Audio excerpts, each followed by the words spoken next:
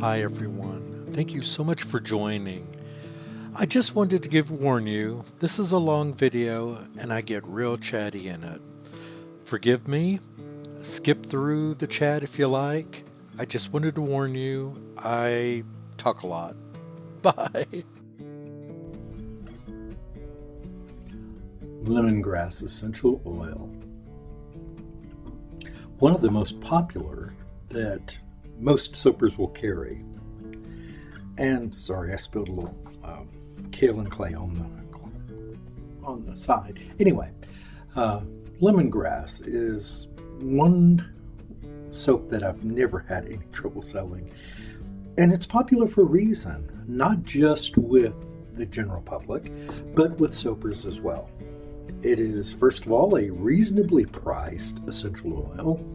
It is one of the easiest essential oils to come by, to actually distill and to get, but also by the public, because there are some really great beneficial properties to lemongrass essential oil. And rather than try to go through all those, I'm going to put them on the screen for you. But now, one problem with lemongrass is that sometimes it can overtake other fragrances. So be careful if you're blending it, and make sure that the essential oil you use the least of is the lemongrass. Otherwise, it can really take over and pretty much put your other essential oils out of business in that particular product, because it can be overwhelming. Which is why I'm using a light to medium amount of this in this very large soap that I'm making. Which is, again, bring out the bucket again. Because again, I'm restocking, and this is going to be my Coconut Lemongrass soap. Another one that has done very well. And it is 100% coconut, and it's super fatted at 20%. And there's not going to be any color added to it. The only thing added will be the lemongrass essential oil.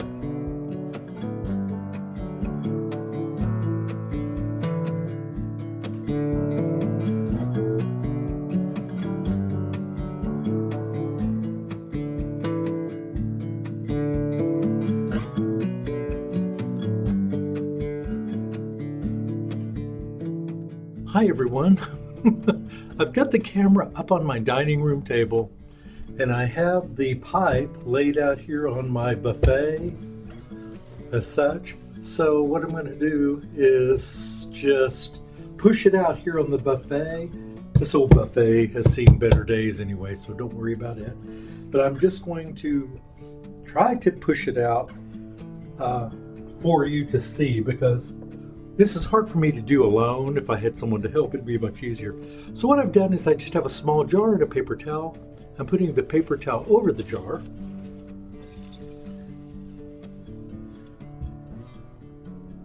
Then I'm going to push it inside. Remember, there's a gap here because of the mold, because of the silicone that I stuck in there for the cap. So I'm able to push this into that space,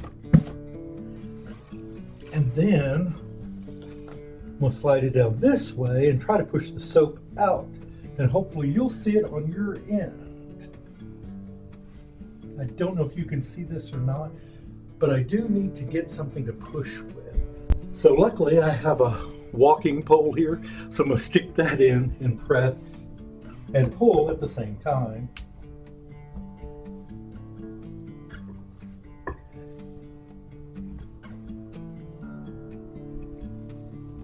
This would be so much easier with someone else, but it's the life of a single soaper.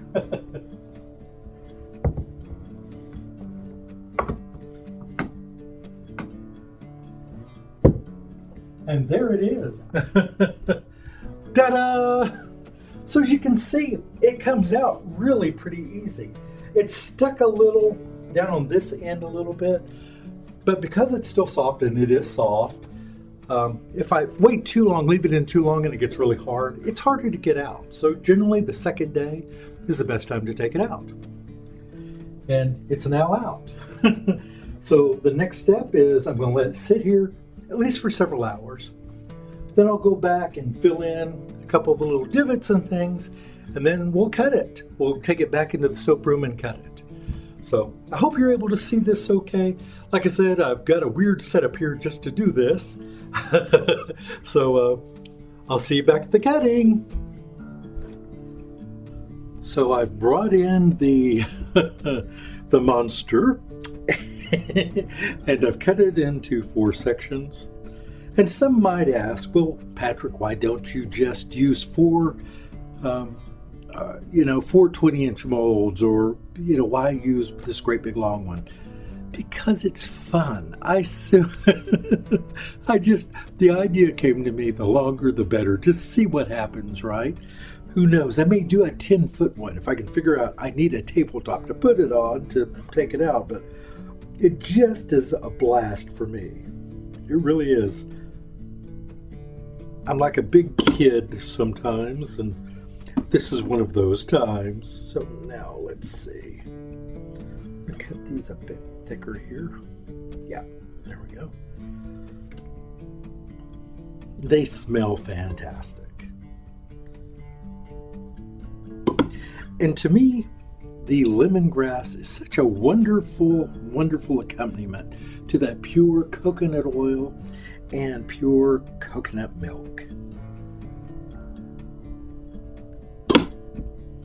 Why not pure lemongrass? I know that there are some wonderful, absolutely fantastic coconut fragrances out there that I've smelled. There's one that somebody sent me, and it smelled like suntan lotion, which I happen to really like. It smelled terrific to me. But I'm just not there in my life where I can use those kind of fragrances. I admire all of the people that do, and I love the soaps that they make.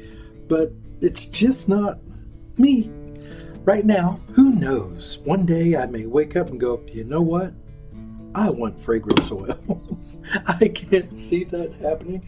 Only because I hope that you do understand that I was raised such a messed up little kid on so many levels. My birth mother, not the one who raised me, but my birth mother, the one who gave birth to me, did not properly nourish me. I was starved when they found me. And one reason I was a fat child is my adopted mother fattened me up because she thought, well, if they're starved, you overfeed them, right? But where am I going with that? I was allergic to everything. Every detergent she washed clothes in, every baby shampoo, Johnson's baby shampoo, which actually, I'm not going to diss Johnson's, but go to their website and look at what their products are made of. That's all I'm saying. Anyway, that was a real issue for me as a kid, the not being able to use the soaps that other people did. Think about, spending the night at another child's house, and, how nerdy it is to bring your own soap along, to ask the mother if she's going to wash your clothes. Like one summer when I stayed 2 or 3 days at a neighbor's house, and my mother took her homemade detergent over there, telling her that I couldn't use, the store-bought. Well, the truth is the lady did end up, that one's kind of a funky end, so I'm going to set it aside. That's a keeper for me.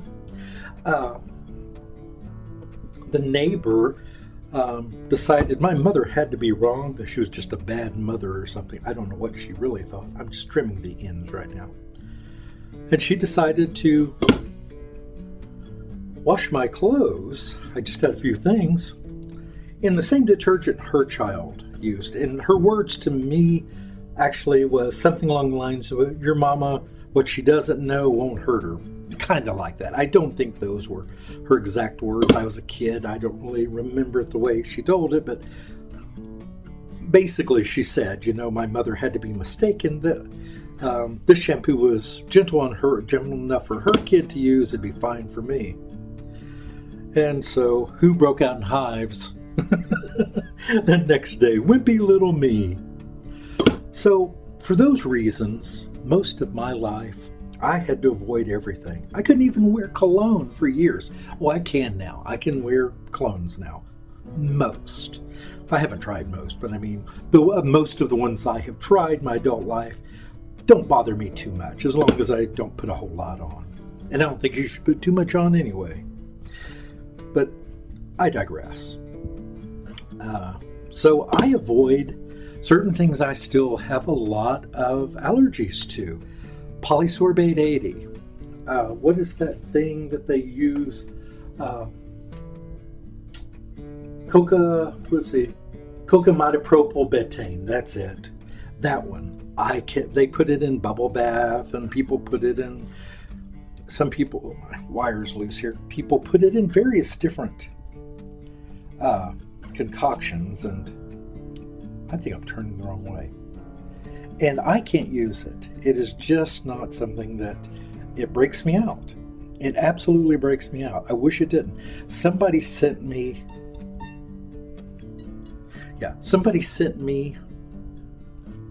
a bath bomb, which I really appreciated. And it had cocamidopropyl.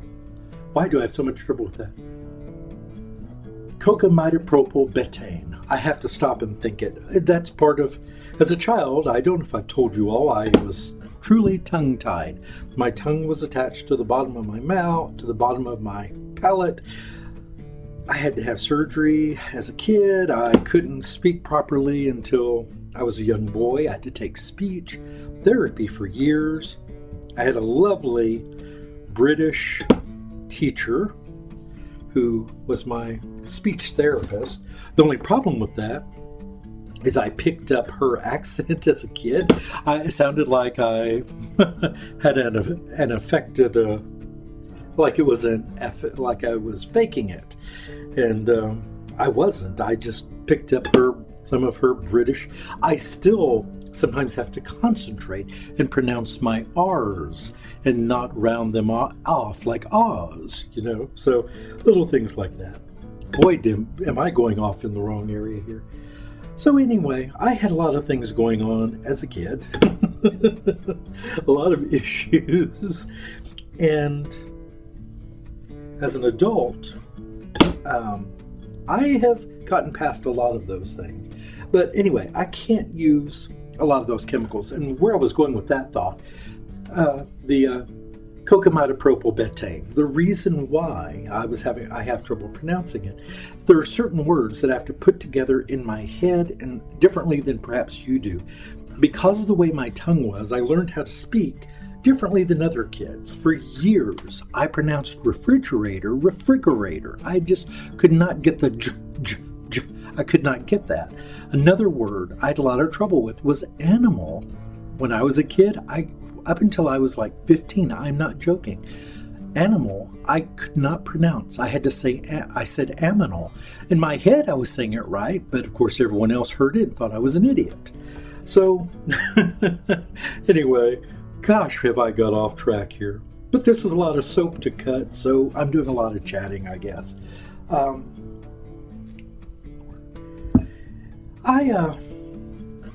I'm just trimming off the ends here. I love doing soap, and I think part of that is this was where I banged it, so I did try to patch it up a bit, but it still looks a little funky. We'll see how it cures. If it doesn't look great, I won't sell it. It's so easy to talk to a camera. There are literally hundreds of videos I made when I was here alone after my mother died, then after Daryl died, and it was just me here. I was abandoned by a lot of family, and so the camera was my way of communicating. And I learned how to just be me in front of a camera, and with the intention no one would ever see it. And other than that one video where I let you hear me sing a silly song, I have not shared those. I may someday. If I thought they would really help someone, I might, but they're really over the top and melodramatic.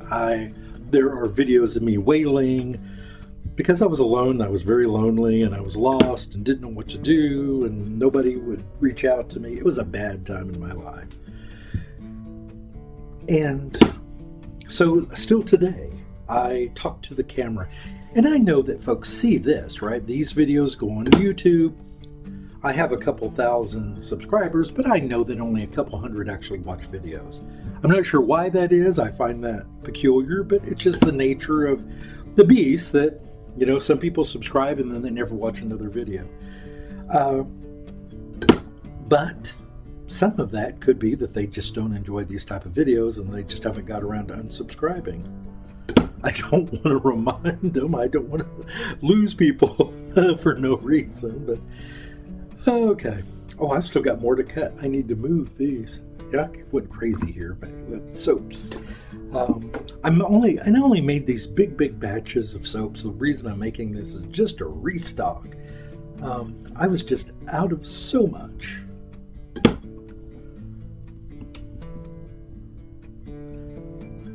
So I chat to you all, and you comment, and you're very kind. Some of the stuff I talk about, I know probably is of no interest to anyone else. You know, they're probably like, make the soap and shut up. And I get that. I do. I don't go to channels oftentimes to hear anything but what they're actually doing, right? But on occasion, somebody is interesting or they have something to say that I can relate to, and it's okay, you know? It's like, oh yeah, I know what you're talking about. I can connect to that. I can empathize. Did my wire just break? What was that? My wire. It didn't break. It just came unwound and cut my soap all weird on that one. That was my last cut. Okay, what's going on here? I think it just came. No, it didn't come loose. That is the weirdest thing. It's like it just quit. Okay, well, I'll have to rewind it. It's like it just came undone or something. I can retighten it. But I want to thank you all. I had a lot of fun making this. I hope you enjoyed watching the unmolding. And if you don't want to listen to all this chit chat, I will actually put in the description where I chat mercilessly, so you can skip over that and just jump to the end. So thank you all very, very much. Have a fantastic day, everyone. And, whoop, almost there. Why does it keep, oh, the thing broke on the other end. Okay, at least I know what's wrong now. The wire did break. Okay. All right, so everyone, I have to fix my wire before I cut any more soap. Luckily, it is the last bar. I'll talk to you all soon. Have a fantastic day. Goodbye.